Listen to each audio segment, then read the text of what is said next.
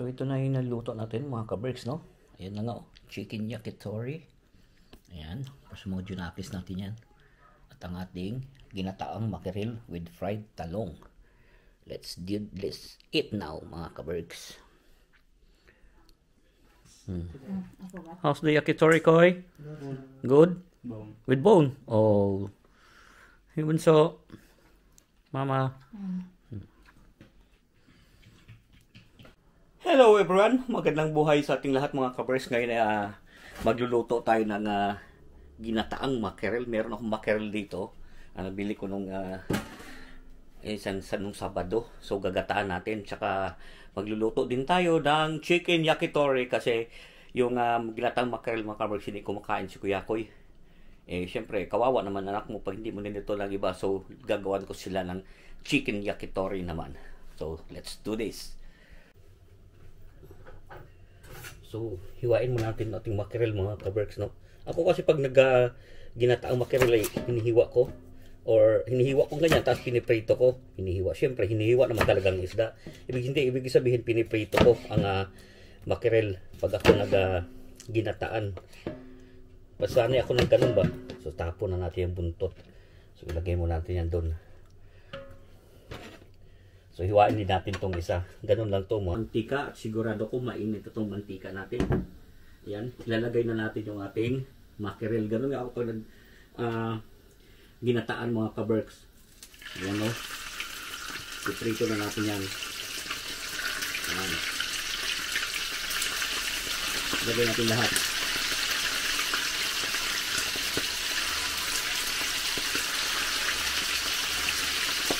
Oh.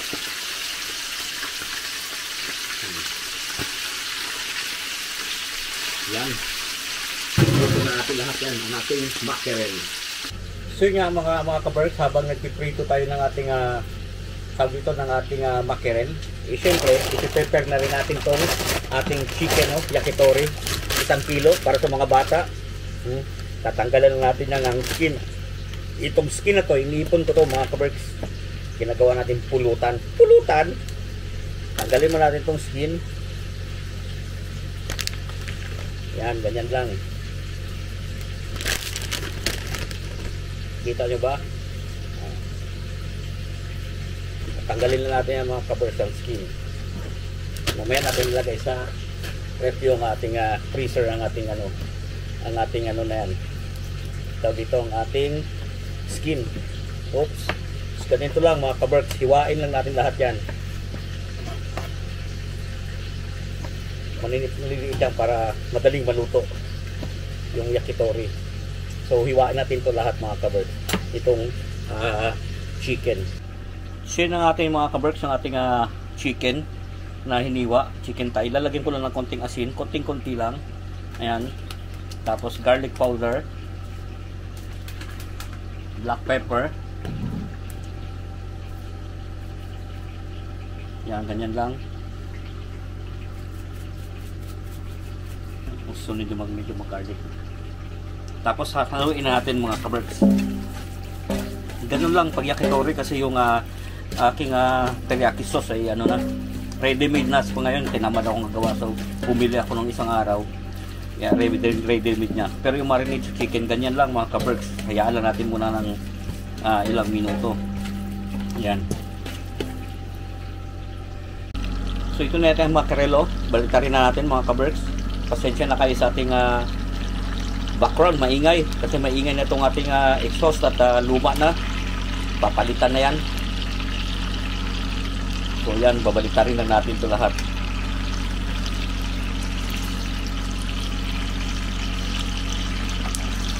Yan. Ganun lang. Hirap pag may hawak na camera ba, no? Wala tayong cameraman eh. Yan, babalik rin na natin lahat hanggang sa mag-brown lang ulit at ang ating other side. Ganun ako pagka mga ginataang mackerel mga ka-Berks. I-try nyo yung ganyan. Kasi ako pag naginata na ayaw nila na may suka, ayaw ni wifey na may suka. Konting-konti lang, pero ang ginagamit kong suka dyan is yung tawag dito, sushi vinegar pag ginagamit ko. So ayaw namin lumaasim. Mas okay yung ganun. Depende din sa paggata. May gustong may maasim. Ako hindi eh. Kahit ako yung rin yung maasim yung ginataan. So yan, mahintay natin maluto din yung kabila mga kabers. Yan. Dito na rin lang tayo sa kusina. Tayo na rin magsaing, hindi na natin ano si wifey. Di ba? Tayo na lang din magsaing para diretso na. Ayan. Habang hinihintay natin itong maprito din yung kabilang side ng ating makiril at ang ating yakitori. Ayan, mamaya-maya natin itutuhugin. Hayaan ko lang muna na mapansin sa asin, tawag dito, black pepper and garlic powder yung ating hiniwa na chicken thigh. Cube yung paghiwa natin mga kabers. Medyo maliliit lang para madali maluto. Kasi ang gamit ko dyan, hindi naman charcoal. Yung pag-ihaw, anong ginagamit ko is yung pan-fry lang. Yung griddle lang kumbaga. Yan. So, yun. Magsasaing na rin tayo. Hindi ko alam na sabihin ko ba. Multitask kasi ano ka na kung anong gagawin mo ba, no? So pag ako nagsaing kasi marami akong beses hinugasan yung ating rice. Ayan. Mga 5 beses natin hinugasan. Para mawala yung starch. Starch! Ayan. Hanggang sa medyo maputi. Yan. Ganun tayo pagka tawag dito. Nag-saing. Yan, luto na yata ang ating makarelo. Bigisa na tayo ng luya tsaka luya tsaka yan.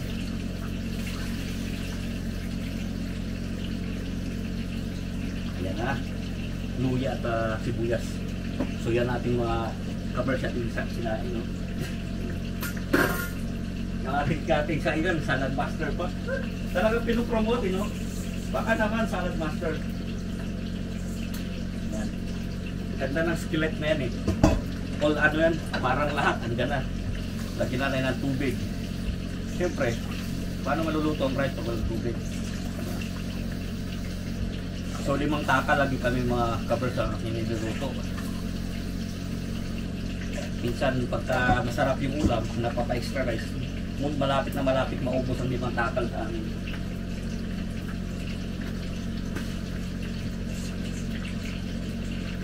Yan.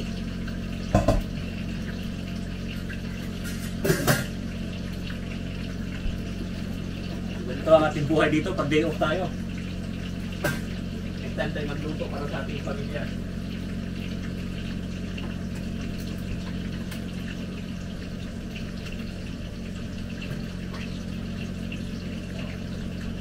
Aset na, rice to, ready. Ang ating mackerel, hindi pa natin camera dyan. Ating mackerel, ano nangyari? Ayan na yung ating mackerel din. Ayan na siya, tingnan natin, kakabahin ko sana. Ipagluto ka na, mainit. So tama na rin ito mga kabers. Kuhain na rin natin ito. Bago tayo magbisa ng bawang at sibuyas. Bawang at sibuyas. Luya. Uy, luya at sibuyas. So kukuhain lang natin yan mga kabers. Ganyan lang. So yun nga mga kabers, gusto ni wifey na lagyan ng talong ang aming tawag dito, ang aming ginataang mackerel, kaya bumili ako kanina. Ipiprito lang natin. Ayan ganyan lang. So yan mga kabers, no? Yan na natin wok. Igisa na natin ang ating luya at sibuyas. Sabay na yan mga kabers.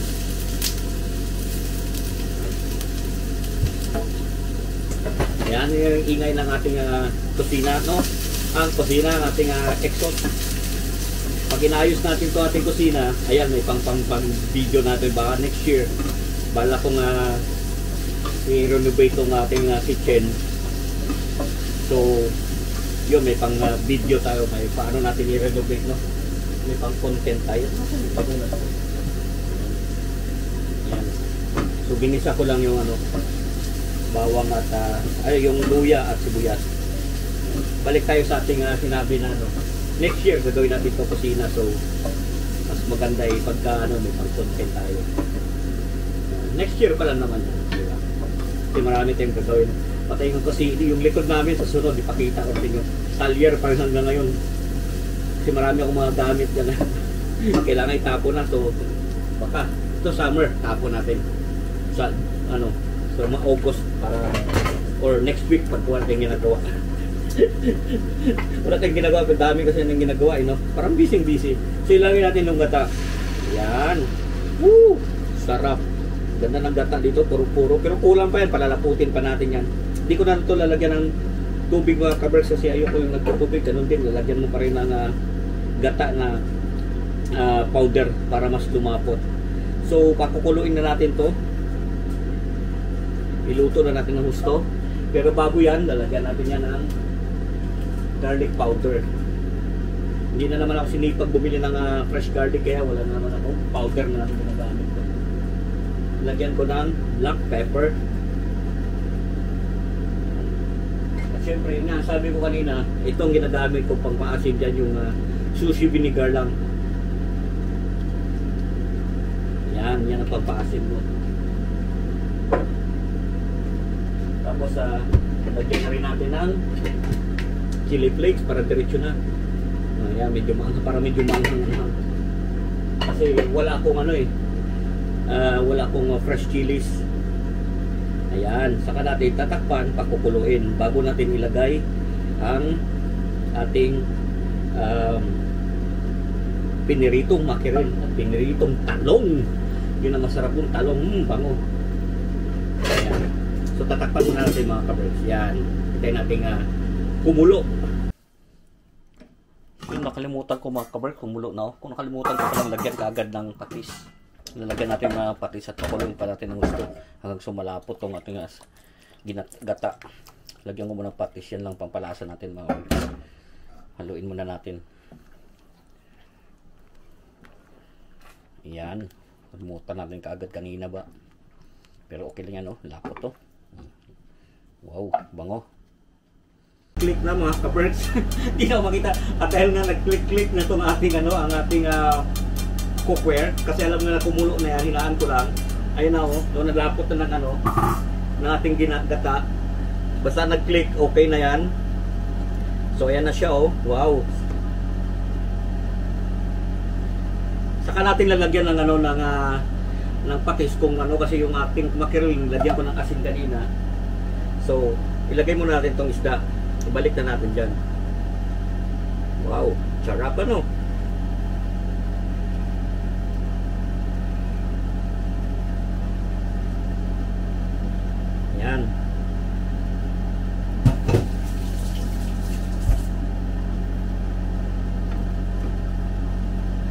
Balik na rin natin hanggang sa maano siya ng gata. Lutong-luto yung gata nito mga kabreks kasi ilang minuto kung niluto talaga, lapot na nga Akala ko dadagdagan ko pa ng yung powder, hindi na pala kasi lumapot na siya Yan.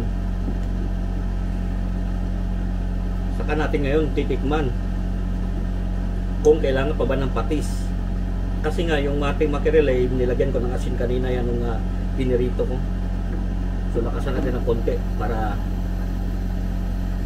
kumulo ng gusto. Titikman natin pula. Titikman o kumulo? Ang gulo. Titikman o kumulo, no? Titikman natin mga kabreks.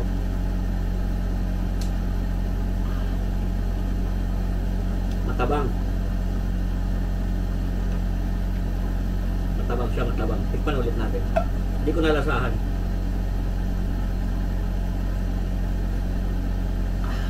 Matabang. So, lalagyan ko siya ng konting patis. Sinaan ko lang. Konti lang. Mga dalawang patak.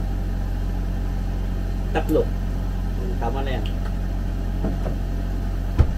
Saka natin haluin. Uy! Ang lapot Ang sarap nito. Ang sarap Ang lapot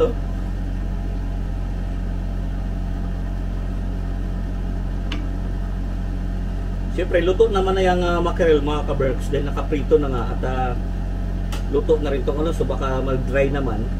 Panbalik natin for the last time. Tama lang yung Wow, perfect. Saka natin nilagay itong talong para maluto ng gusto din ng talong. Yan. Perfect. Perfect na pang-ulam. Magpapa-extra rice na naman.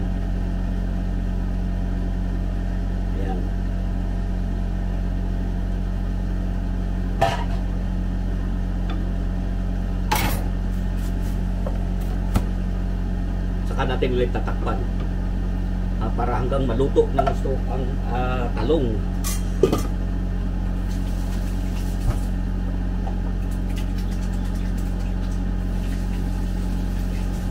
Ngayon talaga ng ating ano, no?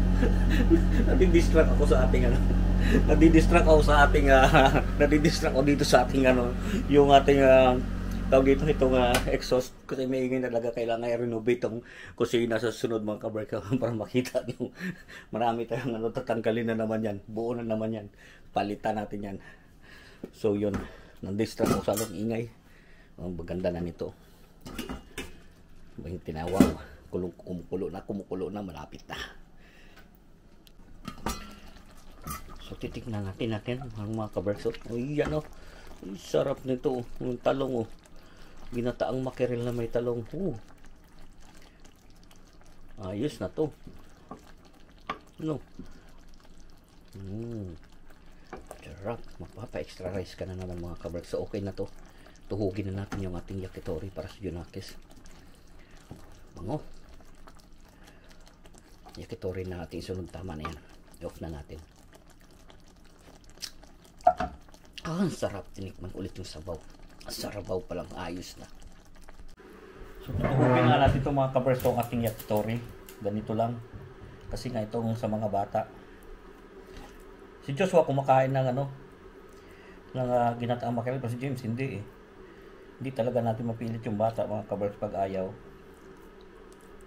So ganun lang ang gagawin natin. Kailangan sila may choice na ulam, kasi kawawa naman pag hindi, walang tayong ano ba, at pipilitin mo sa hindi nila gusto kasi kung mga bata madali lang, okay lang. Ngayon matanda na talaga yung mga yan, kaya pihi ka na sa food.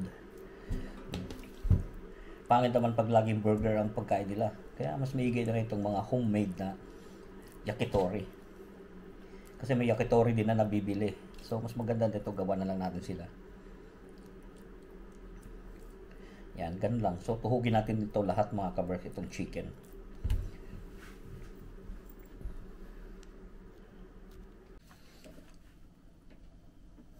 So mainit na ating panin mga kabark. Ayan lang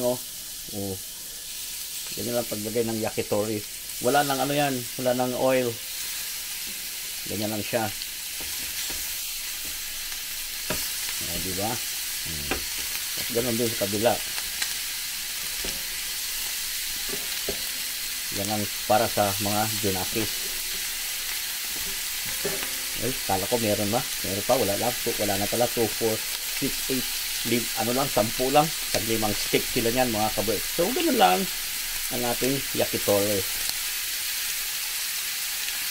Mga kabirds, babalik na rin na natin ang ating chicken yakitori. Because I think okay na siya. Look at that. Woo! Yan ang ating yakitori. Diba? Balik na rin na natin. Tapos lalagyan natin ng teriyaki sauce.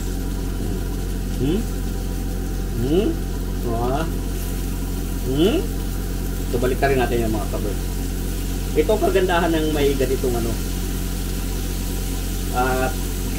pan na ganito, yung flat ba? Yan. Ang ganda. Perfect. Perfect. Perfect. So balik na rin natin hanggang sa maluto. At ako'y tinamad, kaya bumili ako ng teriyaki sauce na ready made na. So yun. So ganun lang. Hintayin natin maluto tong other side, and then we're good. Mga kaberso, luto natin yakitori. Tingnan nyo naman ang ganda ng pagkaluto. Wow! Kahit wala tayong uling, pan fry lang, pwede na yan. Diba? Nasa timing lang. Yan, ganyan. So iset aside na natin yan mga kaberso. Diba? Chef talaga. Pabalik sa Manila, ako ay nananabik. Mabaliw-baliw. Ulit no? Ganun na pag nagluto. So lalagyan ko lang ng teriyaki sauce. Since nga sabi ko sa inyo, itong teriyaki sauce is masyadong malapot, lalagyan ko na siya ng konting tubig.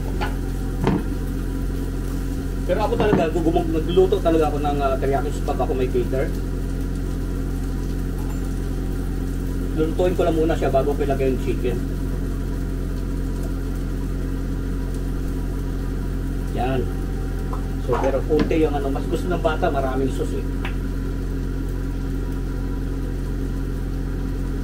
Yan, pag bumili kayo, ganyan lang, may ipakita ko sa Costco yan, teriyaki sauce talaga yan. Pero tingnan nyo lang muna kung, ay cheers! Ayan, cheers. Hello sa manonood. Ayan, yan, sa lahat nanonood. Tikman nyo muna kung maalat, saka nyo timplahan. Pakita ko nyo paano ang timpla. Ayan, nilagyan ko na ng tubig. Yan, tingnan nyo. Lalapot din yan. Tapos inilaan ko lang. Nalagay ko nga ng sugar. Kasi ang teriyaki sauce naman talaga, pag nagluto, gawin nyo from scratch. Ang teriyaki sauce naman talaga is soy sauce lang yon, mirin. Mirin yan, Japanese. Kung walang mirin, sugar na lang gamitin nyo. Tapos garlic, maraming garlic powder. Yan ang teriyaki sauce. Tapos konting salt pag nagawa kayo ng teriyaki sauce. Tsaka ano pa ba? Sake. Pag wala kayong sake, okay Maricoy, pag wala kayong sake, gamitin nyo is alcohol, whiskey, pwede yan. No? Ipakita ko sa inyo, lalagyan ko ng whiskey. Yun ang ano ng angas ng teriyaki talaga. Since na may whiskey ako, lalagyan natin ng konting whiskey. Konti lang. Dahil ang teriyaki sauce talaga, merong ano yan, merong alcohol. Ayan o. So titikman ko muna bago ko ilublob ang ating chicken dito. Ganon. Or gin. Gin, pwede gin. Pwede gin dyan. Tama nyo, lapot pa din o. So asan yung ating sarap. Kasi kailangan medyo matamis siya.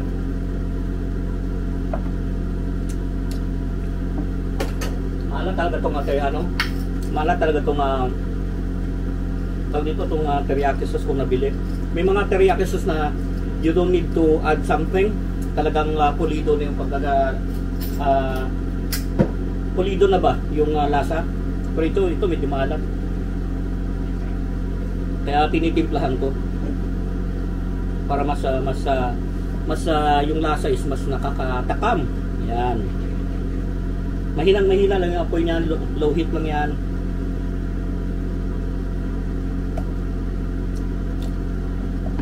Konti pa talaga. Kinukunti-kunti ko lang kasi pangit naman pag sobrang tamis. Pero sakto na siguro yan. Kita nyo mga kabraks, naka-add talaga ng flavor yung naka-add talaga ng flavor yung alcohol. Nakadagdag siya talaga ng Tsaka hindi naman malasang alcohol yun kasi nag-evaporate naman yan. So, yun. Napapasarap yung tagay ko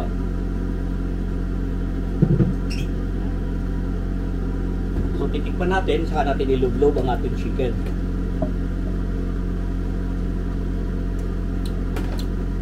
Ayun. Nagtalo na yung alat, saka yung yung tamis. Saka natin ilagay ang ating chicken yakitori. Ganun lang, napaka-basic. Pero mas maganda talaga, gumawa kayo ng mag-experiment kayo ng sauce from scratch. Mas okay yun. Ayan o.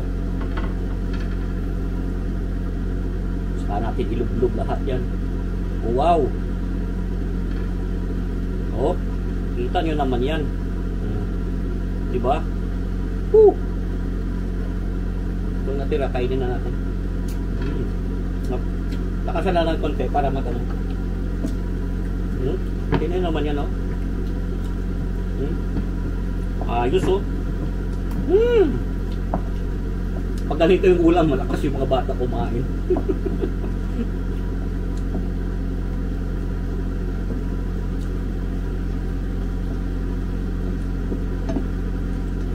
Oh, grabe. Since okay na yan siya mga ka-birds, so ipi-plating na natin. At 7:50 na, gutom na yung junakis natin. Oh, sarap! Yok na natin yan. Maingay ka. Kailangan na talagang palitan. So, plating na natin dyan, no? Uy, mainit. Nakalimutan ko. Apoy ba? Apoy nga pala yan. Kakaano nga lang pala. Pero hindi, joke lang yun. Konti lang naman. Sus, nalaglag pa yung ating ano. Basahan. So, yan ang mga kabrek. So, yan. Ganun lang ang pag-plating natin. Di ba? Yan ang mga ulam ng ating anakis. Kasi yung ating nilutong mackerel, ay di sila kakain. Kasi bunso kumakain ka rin si Kuya Koy. Hindi natin mapilit mga kabreks kasi binata na eh. Pichusi talaga. Pero pag mga itong Japanese yakitori, yan, gusto niya yan. Napapadami ng rice si Kuya Koy niyan. Ayan o. Tapos saka natin ilalagay ngayon sauce. Kita nyo naman yan. O, diba? Saka natin ilalagay yung sauce niyan.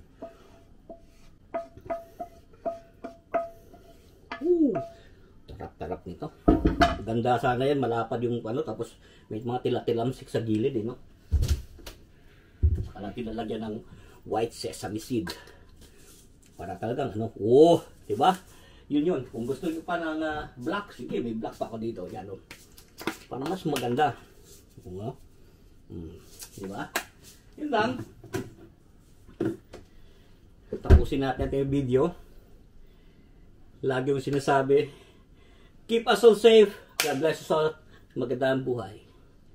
Thanks for watching.